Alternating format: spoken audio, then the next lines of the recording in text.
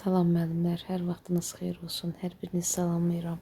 MİQ və sertifikasiyaya hazırlaşan hər bir müəllimə uğurlar arzulayıram. Bu günlərim mən sizə biliyin növlərinə aid bir testin izahını verəcəm. Biz bilirik ki, biliyimizin 4 növü var. Faktoloji biliyimiz, yəni deklarativ, konseptual, prosedural, bir də metakognitiv. Biz demişik ki, faktoloji bilik fakta əsaslanan əzbərçi biliyimizdir. Konseptual əlaqələndirici biliyimiz, müqayisə edici biliyimizdir. Prosedural prosesi özündə ehtiva edən, metakognitiv isə özü haqqında, özünün zəif güclü tərəfləri haqqında öz üçün strategiya seçən, yol seçən, öyrənmək yolunu seçən biliyimizdir. Buyurun suala baxaq. Deyir, Günel dərslərini oxuyarkən qeydlər də götürürdü. O düşünürdü ki, belə etsə yadında daha yaxşı qalar. Bunu özü üçün faydalı hesab edirdi. Burada biliyin hansı növündən istifadə edilirdi?